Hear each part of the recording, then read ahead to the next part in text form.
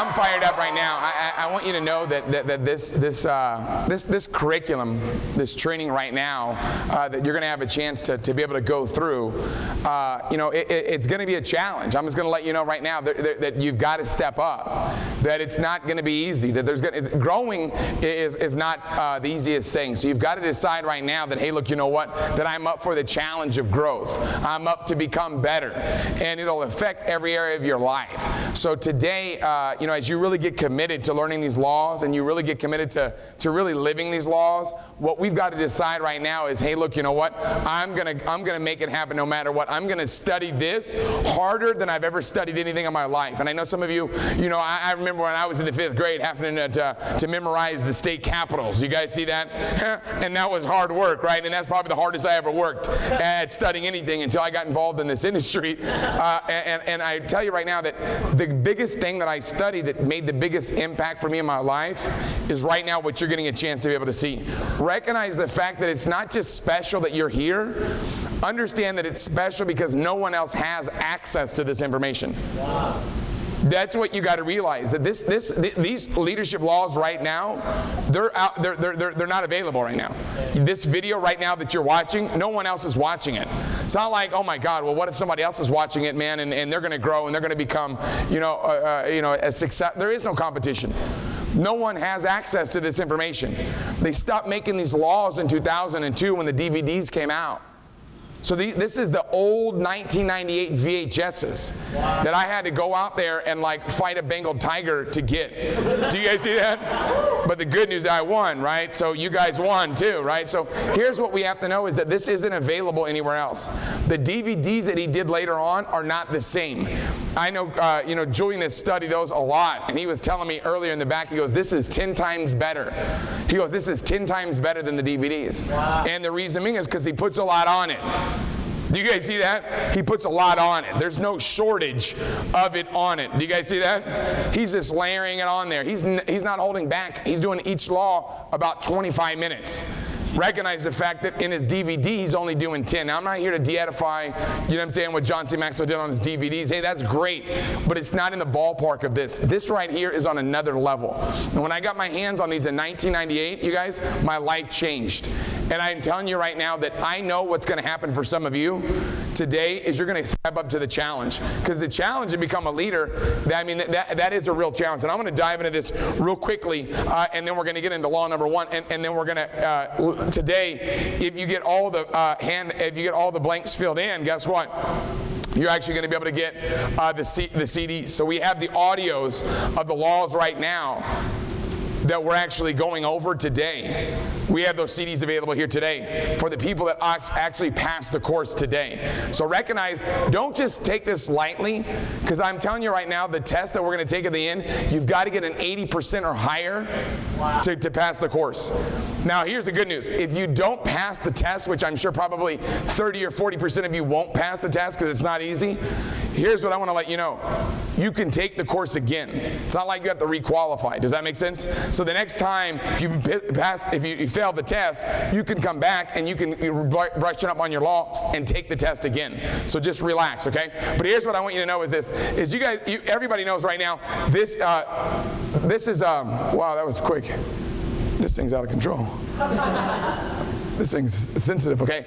This right here is the cards that you guys are going to get today. So today you're actually going to get your card. We have them available right now. And what you want to do is you want to put them in the hands of your brand new people and let them know right now what you're part of. All the brand new people that are going to be getting started on your team, letting them know, hey, look, you know what, this is what I'm in on this. It'd be nice to be able to, if you could qualify for this. So next time it's open, hey, look, you know what, you want to make sure you take advantage of it. So introduction, law of the lid, law of influence, law of process, law of navigation. We're going to be covering all those laws today. So obviously you're going to want to take this very seriously. Now recognize the fact that this is where we're going to be at. You guys already know that. Goodness gracious, this thing's sensitive. Look at this. This is what I would look like. So you guys know, before I got the laws, that's where I was at. So I know some of you are like, can I really become great in this business? just if you were to see where I started off at, I was the worst than any of you guys in this room. Do you guys see that? Because I was not even sober 80% of the time. Do you guys see that? So I was a complete idiot, okay? So when I got into this industry, I knew that I had to grow my leadership. And I got committed to the John C. Maxwell course. So let's talk a little bit about what we want to do right now. And now keep in mind that you've got to decide that, and this is one of my favorite things to talk about, and a lot of you have seen this two regional events ago, but recognize the fact that Abraham Lincoln, when he was 9 years old, he was by his mother's bedside when she died, and the last thing that Abraham Lincoln's mom said to him before she died was she threw down the challenge to be a leader. Because the last thing that she said before she died was, be somebody, Abe.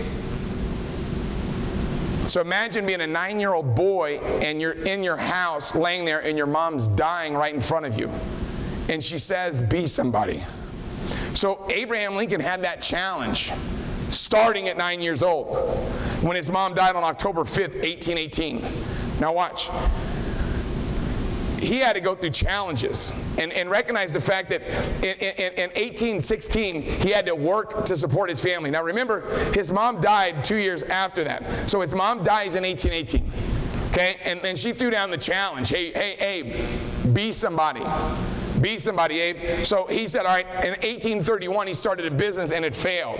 Okay, and then he was defeated for state legislature in 1832. In the same year, he lost his job. He lost his job and couldn't get into law school. This was in 32. And then what happened in 33, he actually declared bankruptcy and spent the next 17 years of his life paying off money that he had borrowed from a friend to start that business. That was in 1833. So that was a rough couple years. Would you guys agree with that? 31, 32, and 33, he failed in business, twice. Now, he was defeated for legislature again in 34. But he remembered his mom's last words, be somebody, Abe. So in 34, he just kept on keeping on. And what happened was, in 1835, he was engaged to be married. And his sweetheart died, and his heart was broken.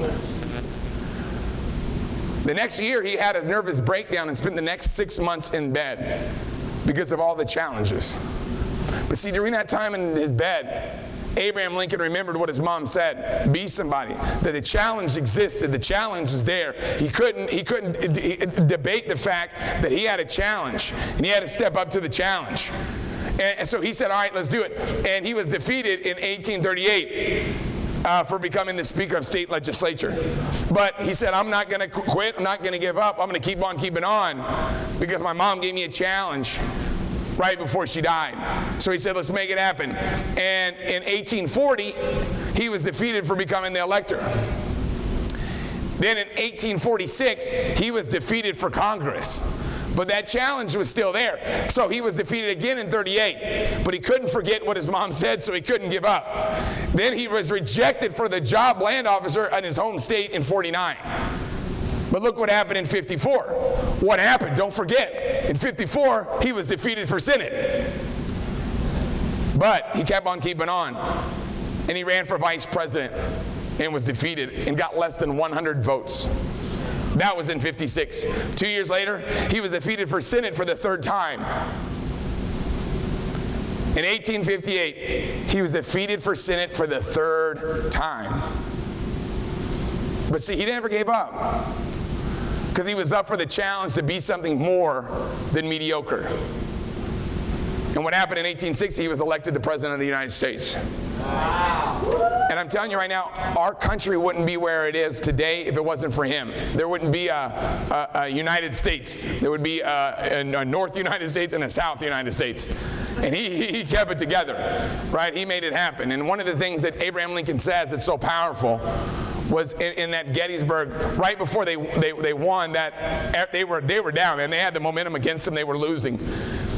And he said to everybody, he said, hey, look, you know what? I'm going to tell you a story about where I'm from, because a lot of you know, he grew up in the same area where I grew up, right there in Illinois and Indiana, right in that same area.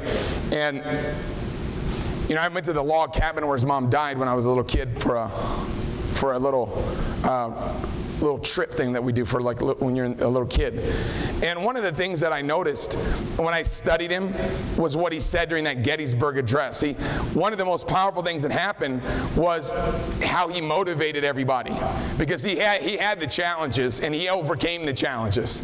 So a lot of times whenever that Civil War was going on, that everybody lost hope. But he had a story that rallied the troops and really helped them create that momentum to win the war. And he talked about a story about where he was from, where there was this little dog, and he was a little bitty dog. He wasn't that big at all. It was like one of those little bulldogs, but it wasn't like a pit bull, like a little British bulldog, you know, just like a little, and it was like kind of a runt. And it wasn't a big dog at all. It was one of those chubby, you know, British bulldogs. But it would kick every dog in that town that he lived in would just kick their, you know, it would win every time. It would always fight all the dogs and would absolutely win. And people couldn't believe it because this dog was not the biggest dog. And they asked the owner of that dog, they said, "Why does your dog always win?" And the owner of the dog explained to people why the dog won. And one time it took down this big Doberman pincher. I don't know if you guys ever seen one of these dogs. They're like monsters. They got this little stubby tail, but they're aggressive.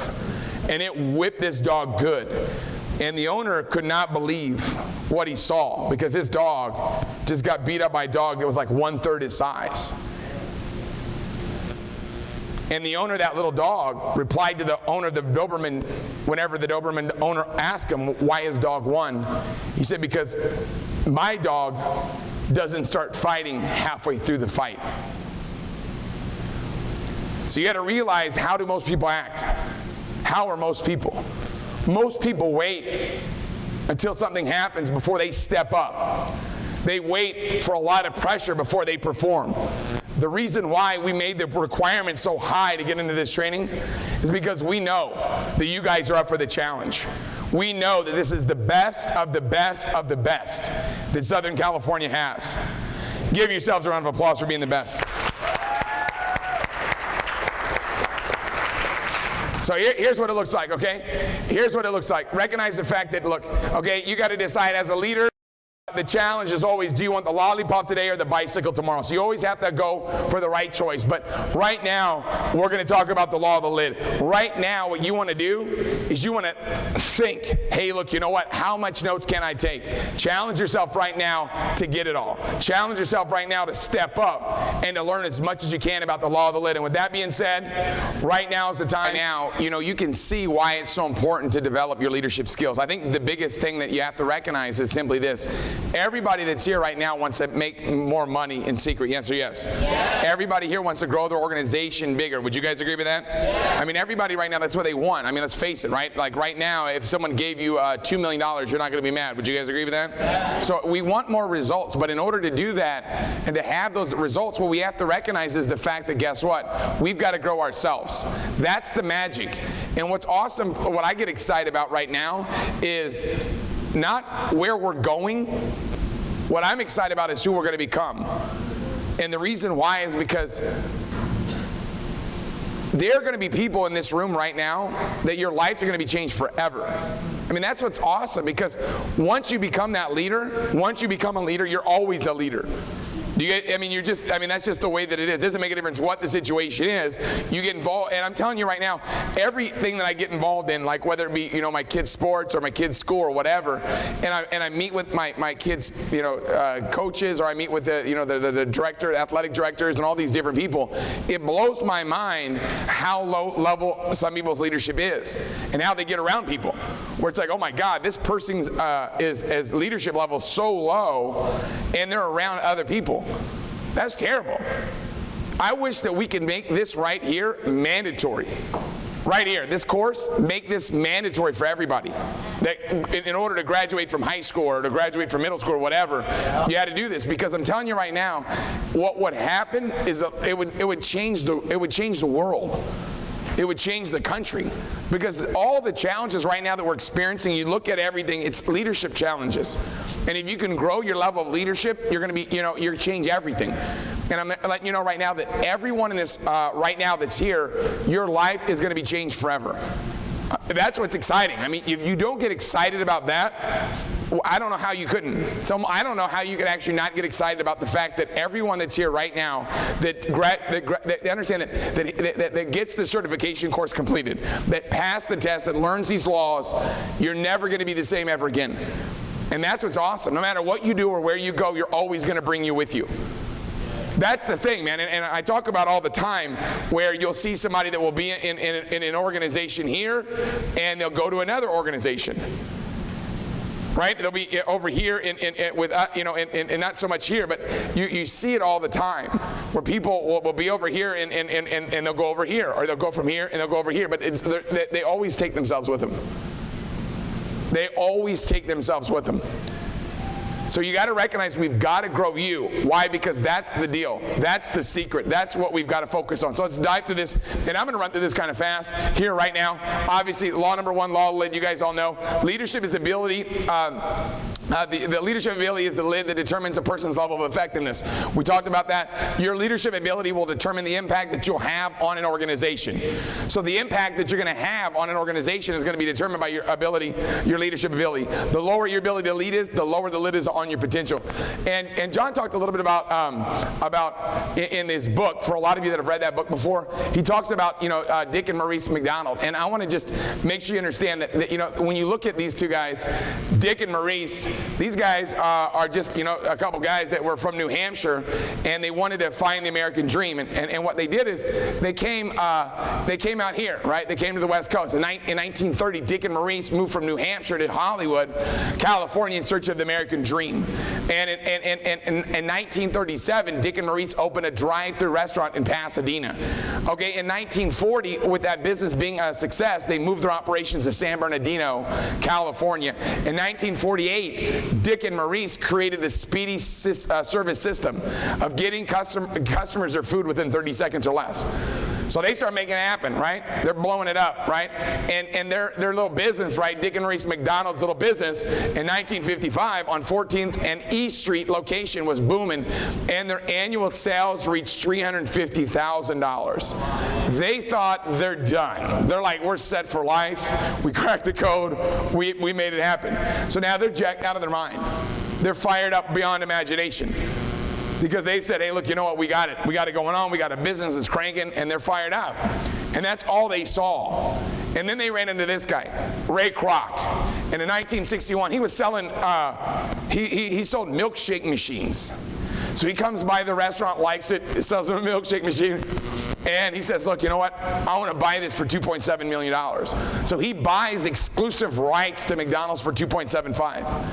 And one of his my favorite quotes that Ray Kroc has is, the two most important requirements for major success are, first, being in the right place at the right time. Everybody would agree with that, right? Was Dick and Maurice in the right place at the right time? Yeah, they were. Yeah, they were. Why? It's obvious. Timing, man. Right? Baby boomers, you guys know what happened. 45, they're all born. Okay? Right? Now, in the 1950s, they're starting. It's all about timing. Right place, right time. So, we're at the place at the right time. Okay, yeah. Now, the second thing is doing something about it. That's the difference maker. So Ray Kroc says the two most important requirements of major success: first, being in the right place, right time. Two, the second is doing something about it. The difference maker is what? He did something about it. Dick and Maurice didn't. So this guy scoops up their idea and starts to franchise it, starts to duplicate people, starts to grow people. Now, in 2003, okay, remember, look at the dates. Look at the dates. You're talking 1961 to 2003. That's ridiculous. McDonald's has now 31,100 outlets in 119 countries, and they fed over 47 million people every day. Wow. That's ridiculous. And in 2003, their annual sales were 17.1 billion. Is that good? Yeah. That's the law of the lid. Okay, that's the law. When you're green, you're growing. When you're ripe, you're rot.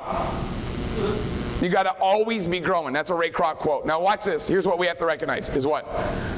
Okay, here's what we have to recognize. Okay, the law of the lid. How does it work? Asa Candler and John Pemberton. A lot of you have seen this story before. Okay, what happened is Asa Candler in 1887 buys the formula for Coca-Cola from John Pemberton for $2,300. Some of you guys have read the book before, Think and Grow Rich. There's a story in there about this exact same thing. It's called The Enchanted Kettle. And how you know, John Asa Candler was working and he didn't buy it from him. He sold it to him. John Pemberton was trying to sell Coca-Cola. So he's going around, and this guy right here, Asa Candler, is working at a drugstore. He's just sitting there behind the counter, right, as a clerk. And this guy comes in, walks in there, and sells him the Coca-Cola for $2,300. That was his life savings, by the way. Asa Candler's entire life savings. What's the difference? Same Coke, yes or no? Yeah. Is that the same product for both people? Yeah. Difference is their level of leadership. It's their lid, okay? That's what it's about. So recognize the fact that what? Asa Candler said this: opportunities, ours to seize, ours to live, ours to defend, or otherwise, ultimately, ours to lose. So I guess lost out on a pretty big opportunity. So here's what it looks like. You guys saw this. It's in your workbook a little bit. John talked about it. Right here you have success without leadership. This is your leadership ability. This is your success dedication. Okay? So up here, this is your ability. This is your dedication.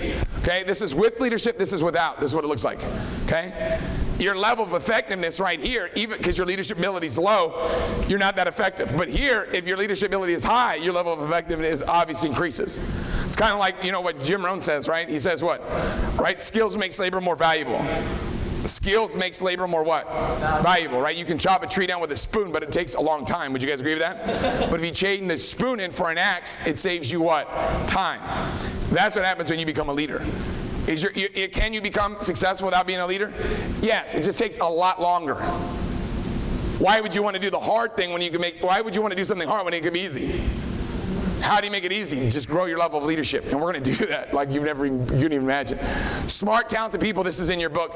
Smart, talented people are able to go only so far because of the limitations on their leadership. To reach the highest level of effectiveness, you have to raise your leadership lid. In order to reach your highest levels of effectiveness, you have to raise your leadership lid. So we're going to be doing that. How do you raise your leadership lid? Remember, leadership is what? Influence, nothing more, nothing less.